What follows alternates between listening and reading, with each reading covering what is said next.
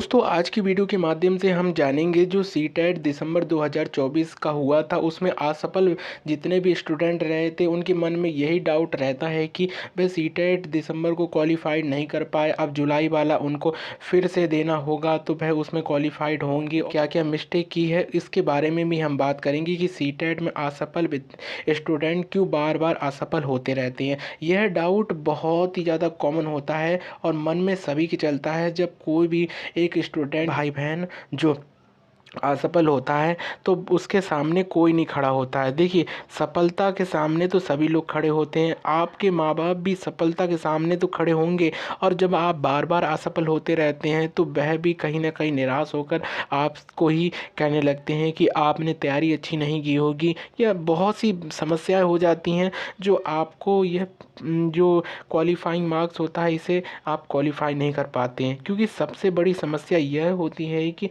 आप बहुत ही ज़्यादा मिस्टेक कर देते हैं। और मिस्टेक के बारे में बात करेंगे कि ऐसी कौन सी मिस्टेक आप ना करें कि जो 2025 का जुलाई में जो आपका पेपर होने वाला है तो वह आपका क्वालिफाई हो जाए। क्योंकि आपका हम यही चाहते हैं कि हमारे जितने भाई बहन हैं वे एक बार सीटेट को क्वालिफाइड करें, वो भी अच्छे मार्क्स के संग। तो जुड़े रहिए, हम आपके वह कारण बताएंगे कि क्योंकि आप असफल होते हैं। देखिए, पहला कारण क्या है, आप लोग जब भी सीटेट का कोई पेपर होता है तो करीबन या तो आप समय की अवधि कम रख देते हैं। जैसे कि सीटेट का पेपर अब इतना टफ होने लगा है, करीबन करीबन 3 माह तो आपको डिटेल में पढ़ने के लिए चाहिए, प्लस दो से 1.5 महीना आपको प्रैक्टिस करने के लिए चाहिए।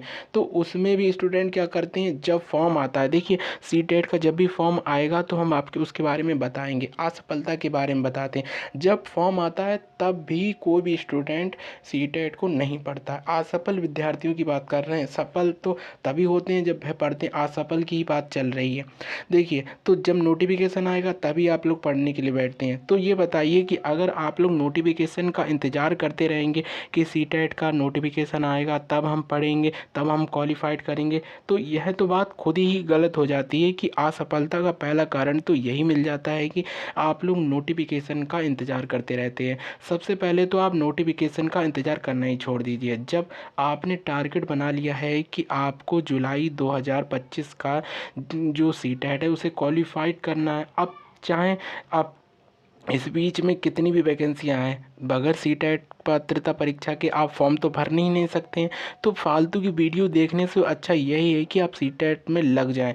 और मेरा सजेशन यही रहेगा कि अभी जनवरी चल रहा है, जनवरी पढ़ेंगे तो मेरा पूरा पक्का बता रहे हैं कि आप सीटेट को क्वालिफाइड कर जाएंगे। क्योंकि मैंने खुद ही ये क्वालिफाइड किया हुआ है। मैंने कभी भी नोटिफिकेशन का इंतज़ार नहीं किया था कि कोई सीटेट का नोटिफिकेशन आए तब पढूं। क्योंकि सफलता तभी मिलती है जब आप पहले से ही सफलता को ढूंढ रहे होते हैं। देखिए, तो पहला और कारण आपको पता चल गया। दूसरा कारण यह है कि जितने भी स्टूडेंट हैं वह बहुत ही ज़्यादा वीडियो देखने लगते हैं कि कैसे सफल हों, कैसे सफल हों। तो देखिए, सीटेट को क्वालिफाइड करने के लिए सबसे पहले तो आप अपने कॉन्सेप्ट को क्लियर करें। जितना भी कॉन्सेप्ट है, अगर आप सीडीपी भी पढ़ रहे हैं तो सीडीपी में वह जितने भी चैप्टर हैं जिससे बहुत ही ज़्यादा क्वेश्चन बनते हैं तो उसे पढ़ें। फिर जैसे ही आपका कॉन्सेप्ट क्लियर हो तुरंत ही पीवाईक्यू करने लगें। पीवाईक्यू करने से यह होगा कि कॉन्सेप्ट आपका एकदम पक्का हो जाएगा। दूसरा आपको यह करना है कि जो भी आपका पेपर है, पेपर 2 की बात कर लेते हैं, सीटेट पेपर 2, ज़्यादातर बच्चे पेपर 2 में ही फेल होते हैं। क्यों? क्योंकि उन्हें जो 60 नंबरों का उनका अपना सब्जेक्ट आता है वो उसमें कमांड ही नहीं कर पाते हैं कि उन्हें कैसे क्या पढ़ना चाहिए। तो सबसे पहले इस समय आप लोगों को सफलता प्राप्त करने के लिए करीबन 3 माह यानी कि आपको मार्च तक अपना कॉन्सेप्ट क्लियर करके रखना है। और उसके बाद आपको जब अप्रैल आएगा तो अप्रैल में आपको केवल और केवल पीवाईक्यू करने हैं। और पीवाईक्यू आपको करीबन अप्रैल से लेकर आप जून तक पीवाईक्यू करेंगे, 3 माह तक, तो कंफर्म है कि आपके ऐसे कोई पीवाईक्यू रह ही नहीं जाएंगे जो असफल। अब बता देते हैं कि पीवाईक्यू आपको कौन से सॉल्व करने हैं। तो देखिए, जब से सीटेट जो सीवीटी मोड में हुआ था, 2000 करीबन 22 वाला पेपर आप ले लेंगे, 22 से 24 के बीच में जितने भी पेपर हो चुके हैं उनको सबको सॉल्व करना है।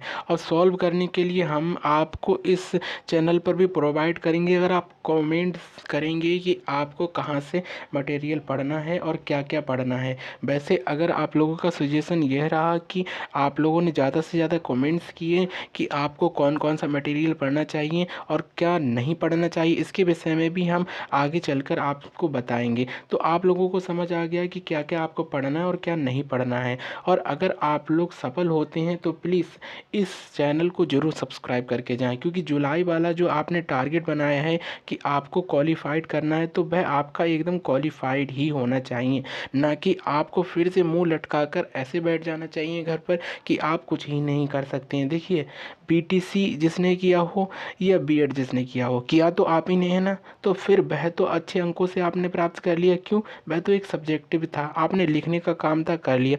यह सीटेट ऑब्जेक्टिव होता है और आपकी ही दिमाग का खेल होता है। मतलब कि आप जब अपना सही आंसर देंगे तभी आप 82 या 90 नंबरों से पास हो सकते हैं। तो सोच लीजिए, अगर आप लोगों को क्वालिफाइड करना है तो बने रहिए हमारे चैनल पर।